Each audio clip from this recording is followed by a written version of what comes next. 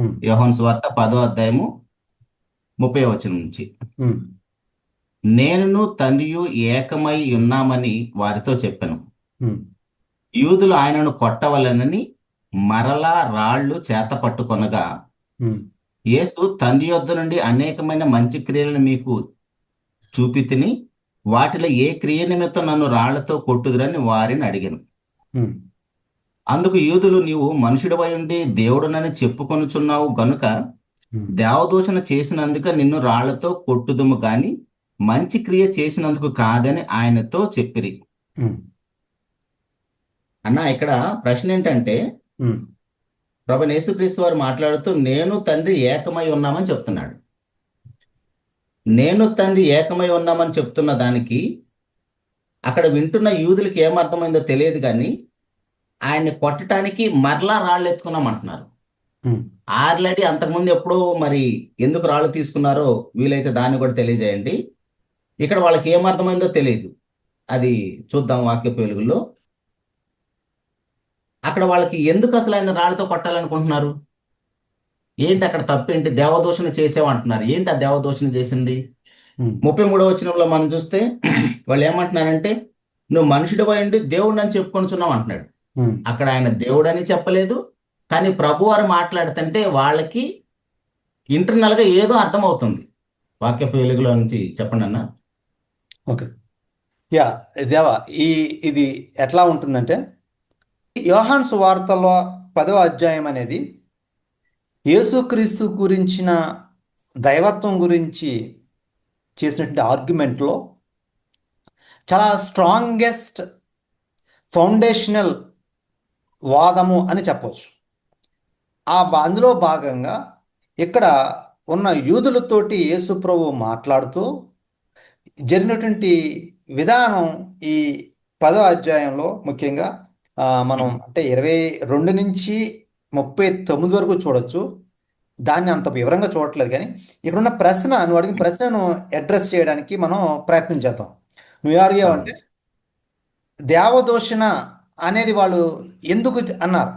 మొదటిగా మనం ఆలోచిస్తే అసలు యేసుక్రీస్తు వారు మాట్లాడినప్పుడు దేవదూషణ చేశావు అన్నారు. అక్కడ ఏం దేవదూషణ చేశాడు, ఏమని దూషించాడు అనేది మనం ఆలోచన చేస్తే అక్కడ ఏమన్నాడు, ఎందుకు దేవదూషణ చేస్తున్నారు, ఎందుకు నన్ను రాళ్ళతో కొడుతున్నారు అని యేసు అడిగితే అప్పుడు వాళ్ళు ఏమంటున్నారంటే, నువ్వు మనుషుని వేయండి దేవుడు అని చెప్పుకుంటున్నావు, అందుకే మీరు రాళ్ళతో కొడతాం అంటున్నారు.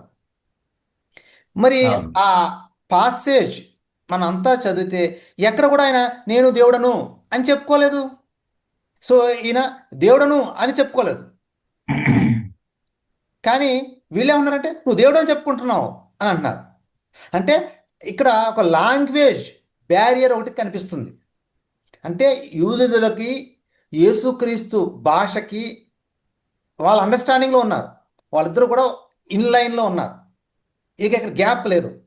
కానీ ఇక విషయం ఏంటంటే, ఎక్కడో భారతదేశంలో తెలుగు ప్రాంతంలో తెలుగు గడ్డ మీద ఉంటున్న మనకి కొంత చాలా గ్యాప్ ఉంది కదా. అది ఎప్పుడు 2000 సంవత్సరాల క్రితం జరిగింది. 2000 సంవత్సరాల తర్వాత భాషాపరమైనటువంటి డెవలప్మెంట్ జరిగిన తర్వాత మన భాషలో మనం ఆలోచిస్తున్నాం.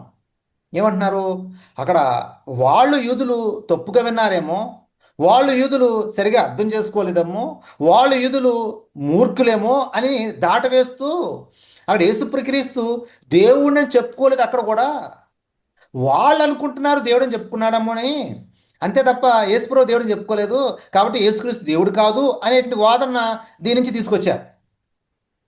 అంటే యేసుక్రీస్తు దేవుడు కాదు, దేవుని కుమారుడు అని చెప్పేవాళ్ళు వినిపించే వాదన ఏంటంటే, ఇదిగో అక్కడ దేవుడని చెప్పుకోలేదు కానీ దేవుడు కుమారుడు అని చెప్పుకున్నాడు, చూసారా యేసుక్రీస్తు దేవుడు కాదు దేవుని కుమారుడు అంటున్నారు.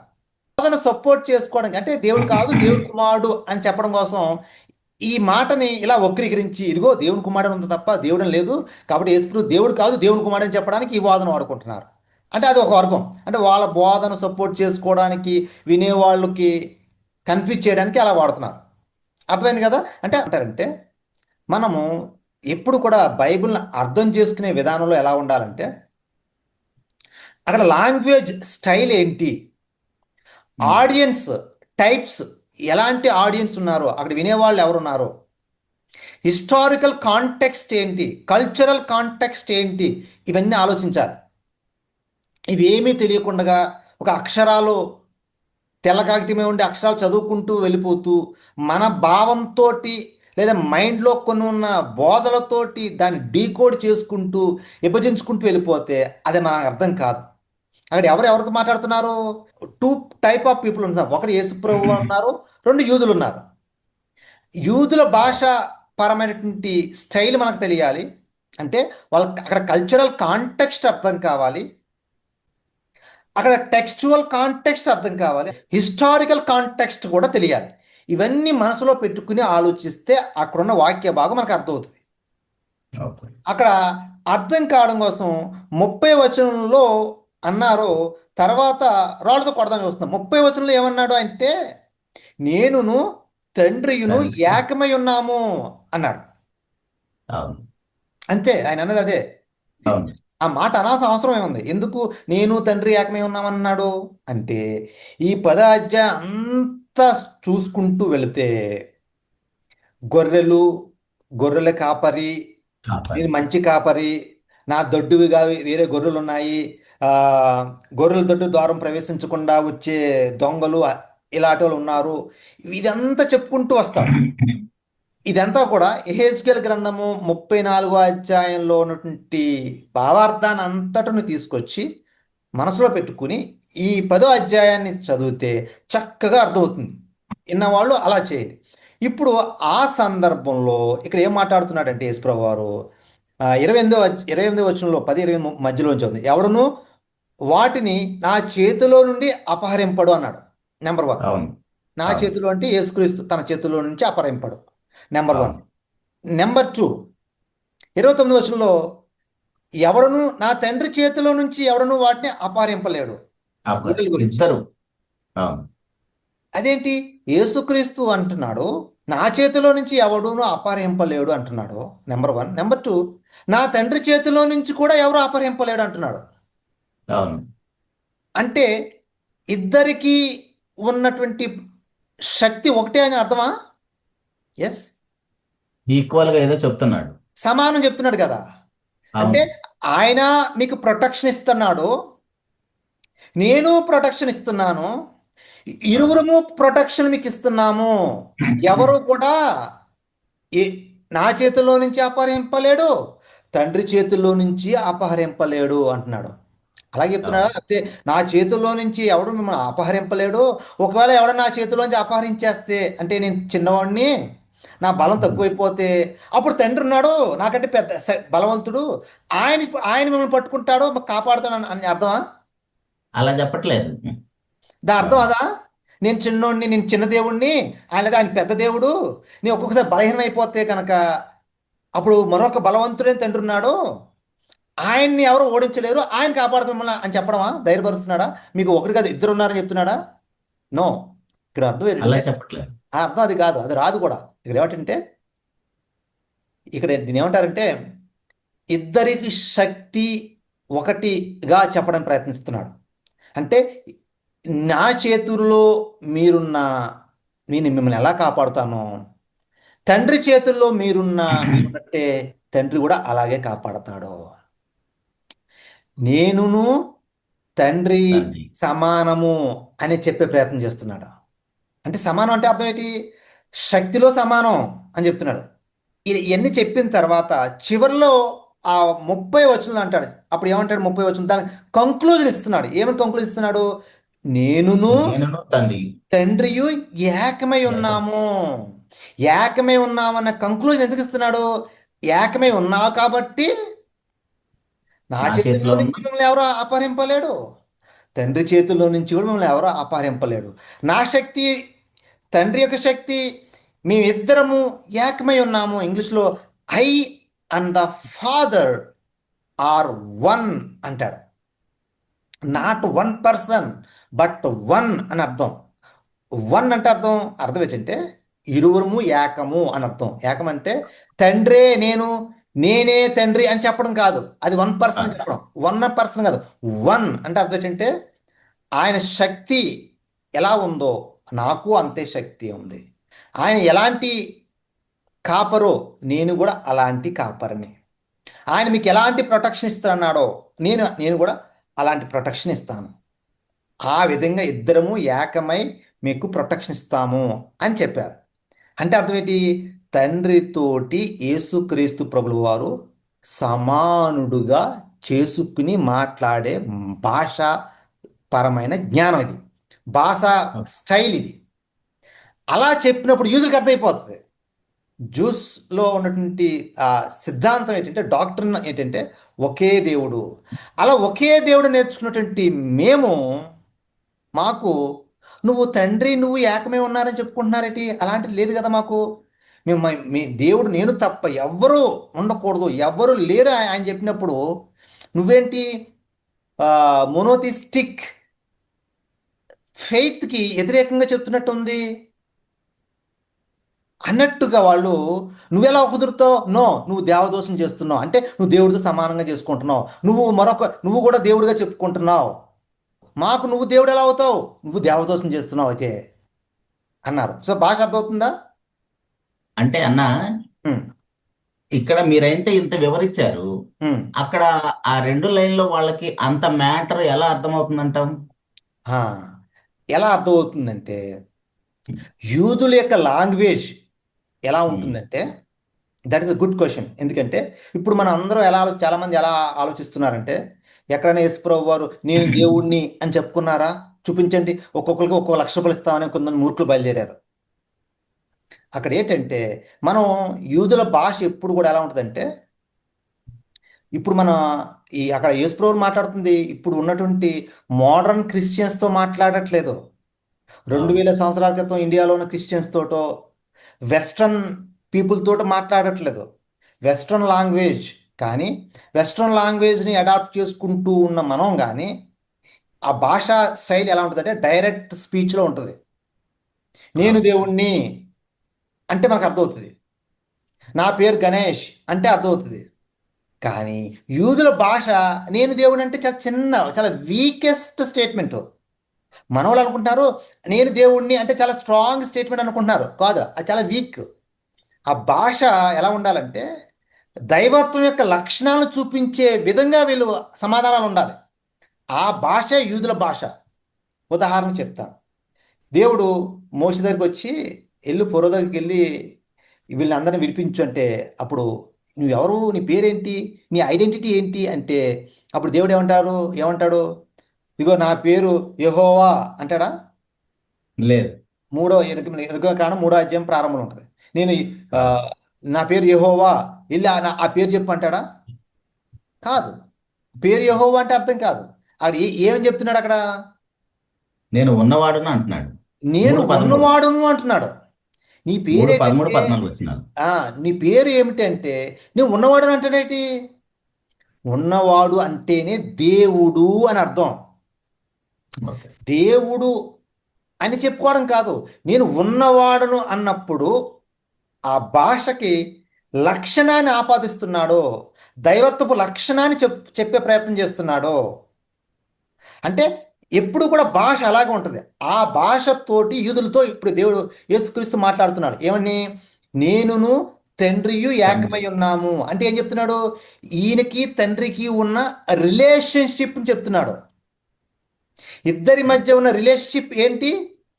ఏకమై ఉన్నాము అంటే నిత్యత్వంలో, దైవత్వంలో ఇద్దరము ఏకము, ఏకత్వం కలిగి ఉన్నాము అనే భాషను వాడుతున్నాడు. ఆ భాష పరిజ్ఞానాన్ని, భాషాపరమైనటువంటి స్టైల్లో వాళ్ళకి సమాధానం చెప్తాడు. అంతే, ఎప్పుడు యేసుప్రభువు డైరెక్ట్ ఆన్సర్ చెప్పడం అనిపిస్తుంది మనకి, కానీ వాళ్ళకి అర్థమయ్యే భాష అది డైరెక్టే. అది మనకి డైరెక్ట్ కాదు, మనకి ఇండైరెక్ట్గా ఉంటుంది, వాళ్ళకి అది మన డైరెక్ట్. మన తెలుగులో వస్తున్న ప్రశ్నలు కూడా అదే. అలాగే ఉన్నాయి. యేసు ఎందుకంటే ప్రభు ఎక్కడైనా తన నోటితో నేను దేవుడిని చెప్పుకున్నాడా అని అడుగుతున్నారు. ఇప్పుడు మీరు నో, చెప్తుంది ఏంటి? తన నోటితో చెప్పుకోవాల్సిన అవసరం లేదు, ఆ దైవ యొక్క లక్షణాలు, క్రియలు ఆ భాషలో అర్థమవుతాయని అంటున్నారు. ఎందుకంటే ఇన్ కేస్ యేసుక్రీస్తు ప్రభు వారు వచ్చి నేను దేవుడిని అని చెప్పుకున్నారు అనుకో, అది ఎగెనెస్ట్ జూవిష్, యూదుల విశ్వాసానికి వ్యతిరేకం. ఎందుకు? యూదుల విశ్వాసం ఏంటి? నేను తప్ప దేవుడు ఇంకోటి ఎవడు ఉండకూడదు అంటారు అనేది వాళ్ళ మొట్టమొదటి కోర్ ప్రిన్సిపల్. ఇప్పుడు యేసుప్రభు వచ్చి నేను దేవుడు అన్నాడు అనుకో, డైరెక్ట్గా ఆయన్ని చంపేయడానికి అధికారం ఉంది. మా దేవుడు ఎవరో మాకు తెలుసు, నువ్వు వచ్చి నేను దేవుడు అంటున్నావు అంటే అర్థం ఏంటి? నువ్వు పాలిథిస్టిక్ అంటే బహుదేవత ఆరాధన నువ్వు సపోర్ట్ చేస్తున్నావు. అంటే నువ్వు ఇంకో దేవుడువా? అంటే దేవుళ్ళో మాకు ఇద్దరు ముగ్గురు దేవుళ్ళు లేరు, ఒకడే దేవుడు అనేది కోర్ ప్రిన్సిపల్. ఈశ్వరుడు ఎలా సమాధానం చెప్పాలి? ఆ కోర్ ప్రిన్సిపల్కి నిలబడుతూ ఆ బౌండరీస్లో ఉంటూ సమాధానం చెప్పాలి. అదర్వైజ్ నేను దేవుడిని చెప్పుకుంటే అది వ్యతిరేకమైపోతుంది, ఇది వ్యతిరేకమైపోతుంది, మొత్తం రెండు కలిసి విడిపోతాయి. కానీ ఈ లోపల ఏం చెప్పాలి? నెమ్మదిగా తను రివీల్ చేసుకుంటూ, దాన్ని ఏమంటారంటే బైబిల్లో ప్రోగ్రెస్ రెవల్యూషన్ అంటారు. అంటే తనను గురించి తాను నెమ్మదిగా క్లియర్గా స్పష్టముగా ప్రత్యక్షపరుచుకుంటూ బహిర్గతం చేసుకుంటూ వెళ్ళాలి నెమ్మదిగా. ఈ లోపల ఏం చేయాలి? శిష్యులు తయారు చేయాలి, బోధను తయారు చేయాలి, తన గురించి చెప్పాలి, ట్రైనింగ్ చేయాలి, క్రియలు చూపించాలి, అద్భుతాలు సూచక్రియలు చేయాలి. ఇవన్నీ చేసిన తర్వాత గడియ వచ్చినప్పుడు అప్పుడు తను ఎవరో క్లియర్గా ఓపెన్ చేయాలి. అర్థమైంది ఇప్పుడు సీక్వెన్స్? అది మొదటి నుంచి అంటాడు, నా గడి ఇంకా రాలేదు, నా గడి ఇంకా రాలేదు అంటాడు. చూస్తే తర్వాత ఇదిగో గడియ వచ్చి ఉన్నది, పదండి ఇంకా వెళ్దాం అంటాడు. సో అంటే అంత మెచ్యూర్డ్గా వాక్యాన్ని మనం ఆలోచిస్తే అర్థమవుతుంది. సో వాళ్ళ భాషలో అప్పుడు ఏం చెప్తున్నాడు? నేను తండ్రి ఏకమై ఉన్నాము అని అంటే అర్థం ఏంటంటే నేను దేవుణ్ణి అని చెప్పుకుంటున్నట్లే. తండ్రితో ఎవరు ఏకమే ఉంటారు? దేవుడే ఏకమే ఉంటాడు. ఇంకో there is no second person ఎవరో తండ్రితో ఏకమే ఉండడానికి లేరు. There is no one equal to be God. అందుకు వీళ్ళు ఏమంటున్నారు? ఇదిగో నువ్వు దేవదోషం చేశావు అని అంటున్నారు. వెంటనే రాళ్ళు చేత పట్టుకుంటున్నారు. ఇక్కడ రాళ్ళు చేత పట్టుకున్నారు. ఇక్కడ ఇంకా ఆలోచన చేద్దాం. అక్కడ ఏముంటుందంటే మరలా అని ఉంది పదం చూడు. అక్కడ నువ్వు అడిగావు కదా, మరలా రాళ్ళు చేత పట్టుకొనగా. మరలా ఎందుకు మరలా అంటే సెకండ్ టైం అవుతుంది కదా, అంటే ఒకటి కంటే ఎక్కువ అవుతుంది. అంటే ఇప్పుడు రాళ్ళు ఎందుకు పట్టుకున్నారు? దేవదోషం చేసినందుకు కదా. అవును. ఇంతకుముందు ఎక్కడ పట్టుకున్నారు అది కూడా చూద్దామా? ఇంతకుముందు అంటే 8వ అధ్యాయము 59, 58, 59 చదువు. యేసు అబ్రహాము పుట్టక మునిపే నేను ఉన్నానని మీతో నిశ్చయముగా చెప్పుచున్నానని, కాబట్టి వారు ఆయన మీద రుబుట్టకు రాళ్ళు ఎత్తిరి గాని యేసు దాగి దేవాలయం నుండి బయటికి వెళ్ళిపోయాను. ఇక్కడ ఎందుకు మళ్ళీ రాళ్ళు తీసుకొని కొట్టే అంత నేరం ఏముంది? అబ్రహాం పుట్టక ముందు నేను ఉన్నా అన్నాడు కదా. ఉన్నాను అన్నాడు, అంతే కదా. నేను అంటే వాళ్ళకి ఏదో అర్థమవుతుంది. అదే ఇప్పుడు నీకు అర్థమైపోవాలి. ఇప్పుడు మనం యూదుల లాంగ్వేజ్లోకి వెళ్ళిపోవాలి, మన లాంగ్వేజ్లో ఉండకూడదు. ఈ టేక్ ఏ షిఫ్ట్. పూర్తిగా నువ్వు వాళ్ళ కల్చర్లోకి, వాళ్ళ కాలంలోకి, వాళ్ళ భాషలోకి వెళ్ళిపోవాలి. అప్పుడు నీకు అర్థమవుతుంది. నువ్వు ఇక్కడ కూర్చుని నువ్వు నీ భాషలో, నీ తెలుగు భాషలో ఆలోచిస్తే నీకు అర్థం కాదు. అదేం తప్పులేదు అనిపిస్తుంది. అందులో తప్పే ఉంది అనిపిస్తుంది. ఇప్పుడు మొదటిగా చెప్పాను కదా, అక్కడ ఏమన్నాడు? అబ్రహాము పుట్టక మునిపే నేను ఉన్నాను అన్నాడు. దాని ఇంగ్లీష్ ఏమంటారంటే before Abraham was I'm. I'm అంటే ఏంటి? నిర్గమకాండం 3:14 అదే ఐయామ్. సో అక్కడికి ఇక్కడ ఏంటి అర్థం ఏంటి? ఆ భాష ఈ భాష ఏంటి? డైరెక్ట్ లాంగ్వేజ్ కాదు, యూదుల భాష. అంటే నేను ఉన్నవాడను అని అర్థం. అయామ్ అని పదం ఎప్పుడు వాడతారంటే ఉన్నవాడు. ఎప్పుడు ఉన్నవాడు? అప్పుడు ఉన్నవాడనే, ఇప్పుడు ఉన్నవాడనే, భవిష్యత్తులో కూడా ఉన్నవాడనే అన్నప్పుడు వాడే పదమే అయామ్. మోషే అడిగాడు, నీ పేరేంటి? నేను ఉన్నవాడను అని అక్కడ అన్నాడు. దాన్నే హిబ్రూ భాషలో యహ్వే అని అంటారు. యేసుప్రభుడు ఇక్కడ ఏమన్నారు? అబ్రహాం పుట్టక మునిపే యహ్వే అన్నాడు, అంటే నేను ఉన్నవాడును అన్నాడు. అంటే మళ్ళీ అర్థం ఏంటి? అక్కడ నేను దేవుడును అని చెప్పుకుంటున్నాడు. డైరెక్ట్ చెప్పట్లేదు, దానికంటే స్ట్రాంగెస్ట్ స్టేట్మెంట్ చేస్తున్నాడు. దేవుడితో సమానుడుగా చేసుకుంటున్నాడు. అప్పుడు ఏం చేయాలి? అప్పుడు వీళ్ళ యొక్క నియమం ప్రకారం వాళ్ళ దేవుడితో ఎవరైనా సమానంగా చేసుకున్నా, ఎవరైనా నేను దేవుడిని చెప్పుకున్నా రాళ్ళిచ్చి కొట్టాలి. లీగల్గా ధర్మశాస్త్ర ప్రకారం అది చేయొచ్చు. అంటే మనుషులు చెప్పుకుంటే, సాక్షాత్తు దేవుడే వీళ్ళతో ఉన్నప్పుడు అది చేయొచ్చా? అర్థమా? కాదు. అది ఎవరికి వర్తిస్తుంది? మనుషులకు వర్తించేది. ఇది 59వ అవును వచనంలో మొదటి ఇన్స్టాన్స్, రాళ్ళతో కొట్టడానికి అవును ప్రయత్నించడం. తర్వాత 31వది రాళ్ళతో కొట్టడం. 31 అవును. ఇంకోటి కూడా చూపిస్తాను. 5:18 కూడా చదువు. ఇదే యోహాను సువార్త 5:18. మళ్ళీ అక్కడ కూడా ఏం జరిగిందో చూపిస్తాను మీకు, ఎంత బాగుంటుందో. 5:18. ఆయన విశ్రాంతి దిన ఆచారము మీరుట మాత్రమే గాక దేవుడు తన సొంత తండ్రి అని చెప్పి తన్ను దేవునితో సమానుగా చేసుకును గనుక ఇందు నిమిత్తం యూదులు ఆయనను చంపవాలని మరి ఎక్కువగా ప్రయత్నం చేసిరి. ఆ, ఇప్పుడు ఇక్కడ కూడా చంపడానికి చూశారు. అంటే రాళ్ళు రాళ్ళు చేత పట్టుకోవడం అర్థం ఏంటి? చంపడానికి. తన సొంత తండ్రి అని చెప్పాడు ఇక్కడ. ఇక్కడ ఏమన్నాడో ఇక్కడ చూడు, ఇక్కడ ఏమన్నాడో. ఇక్కడ ఈ 18 వచనం చదివితే ఇక్కడ ఎవరు మాట్లాడుతున్నారు చాలా మందికి తెలీదు. అక్కడ ఏమంటారు? అక్కడ యూదులు సరిగ్గా వినలేదు, యూదులు మూర్ఖులు, యూదులు చెవిటి వాళ్ళు, మతోన్మాదులు వాళ్ళు, అందుకు యేసుప్రభు దేవుని కుమారుడు అంటుంటే దేవుడని వాళ్ళకి నిలబడింది. తప్పు వాళ్ళ తప్ప యేసుక్రీస్తు కాదు అంటున్నారు. అంటే వాళ్ళ బోధన సపోర్ట్ చేసుకోవడానికి. 18 వచనంలో ఎవరు మాట్లాడుతున్నారు? యోహాన్ గారు మాట్లాడుతున్నారు. గ్రంథకర్త మాట్లాడుతున్నాడు, యూదులు మాట్లాడట్లేదు.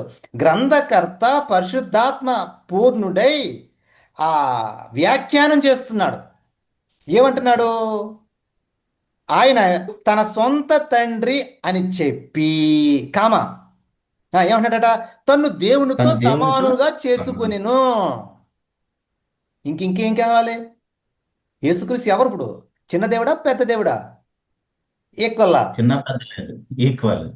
యోహాన్ గారు చెప్తున్నాడు తండ్రి అని చెప్పి తన్ను దేవునితో సమానుగా చేసుకునేను అని యోహాన్ గారు కన్ఫర్మ్ చేస్తున్నారు.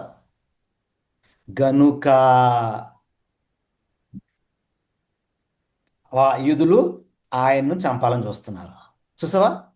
అంటే తండ్రితో సమానంగా చేసుకునే భాష ఏది వాడినా వాళ్ళకి క్లియర్ అర్థమైపోద్ది. వెరీ క్లియర్, అర్థమవుతుంది. క్రిస్టల్ క్లియర్ అంతే వాళ్ళకి. నా సొంత తండ్రి అంటే ఇప్పుడు కొద్దిమంది మూర్ఖులు అజ్ఞానులు ఏమంటారంటే, సొంత తండ్రి అంటే చూడు కన్న తండ్రి, పెంచుకున్న తండ్రిని ఎవరన్నా సొంత తండ్రి అంటారా? జ్ఞానం లోకంలోకి వెళ్ళకూడదు. బైబిల్ జ్ఞానాన్ని లోకి వెళ్ళి ఆ బైబిల్ జ్ఞానంలో ఎవరితో మాట్లాడుతున్నారో యూదుల జ్ఞానంలోనికి, యూదుల భాషలోకి వెళ్ళాలి. దానికి బదులు ఎక్కడికో పోతున్నారు, పప్పులో కోలేస్తున్నారో, అపహాస్యం పాలైపోతున్నారు. అర్థమైందా ఎందుకు అపార్థం చేసుకుంటున్నారో? బైబిల్ని ఇలా ఎడగొట్టుకోవాలి. కాబట్టి యోహాన్ గారు చెప్తున్నారు, సొంత తండ్రి అని చెప్పినా, ఉన్నవాడని చెప్పినా, ఏకమై ఉన్నామని చెప్పినా అంతా ఒకటే అర్థమవుతుంది వాళ్ళకి. చూసా, ఇదన్నిటికీ కారణం ఒకటే అర్థం ఏంటంటే దేవుడితో సమానం, దేవుడినని చెప్పుకోవడము అని అర్థం. అంతే. నీకు ఒకటి చూపిస్తాను. ఇదే నువ్వు అన్నావు కదా, ఇదే మాటలో అదే 10వ అధ్యాయంలో చూడు, ఇంకా స్ట్రాంగెస్ట్ స్టేట్మెంట్ చూపిస్తాను. 38. తండ్రి నా యందును నేను తండ్రి యందును ఉన్నామని గ్రహించి తెలుసుకున్నట్లు వారితో చెప్పాను. అప్పుడు అలా చేస్తున్నప్పుడు అప్పుడు 39వ వచనం, వారు మరలా ఆయన్ను పట్టుకొని చూచిరు గాని ఆయన వారి చేతులను తప్పించుకొని పోయింది. మరలా పట్టుకోవడం, ఆయన మళ్ళా వదలట్లేదు. మళ్ళా ఏదో అన్నాడు ఆయన. మరలా ఏమన్నాడు ఆయన? నేను తండ్రి యందు ఉన్నా, తండ్రి నా యందు ఉన్నాడు అంటున్నాడు. ఇంకా స్ట్రాంగ్ కదా. ఇంతకుముందు ఏకమై ఉన్నాము, రాళ్ళు కొట్టడానికి తండ్రి, ఆయన సొంత తండ్రి చంపడం చూశారు. ఉన్నవాడు నేను ఉన్నవాడును రాళ్ళతో కొట్టడం చూశారు. ఇప్పుడు ఏమన్నాడు? 4 స్టేట్మెంట్లు ఒకటే ఆన్సర్ వస్తుంది. చూసావా? Very good. 4 స్టేట్మెంట్లు కూడా యూదులకి స్పష్టంగా అర్థమయ్యే స్ట్రాంగెస్ట్ స్టేట్మెంట్స్ అవి. తండ్రి నా యందును నేను తండ్రి యందు ఉన్నామంటే ఎంత చిన్న విషయం అది. తండ్రి యందు నేనున్నానంటే ఓహో ఏమో చిన్నోడు పెద్దోడు అనుకుంటారు కొంతమంది, ఓకే అనుకుంటారు. అలా అక్కడ ఆపేశాడా? తండ్రి యందు నేనున్నానన్నాడా? లేదు. తండ్రి నా యందును నేను తండ్రి యందు ఉన్నాము. దీని ఏమంటారంటే ఇటర్నల్ ఈక్వలెన్స్, కో ఈక్వల్. దాని ఇంగ్లీష్లో కో ఈక్వల్. తండ్రి యందు నేను ఉన్నానంటే బానే ఉంది. సంథింగ్ బయట మనం ఇంట్లో తండ్రి యందు నేను ఉన్నాను కాబట్టి బయటకు వచ్చాను, బానే ఉంది. కానీ ఇప్పుడు తండ్రి కూడా నా యందు ఉన్నాను అంటున్నాడు.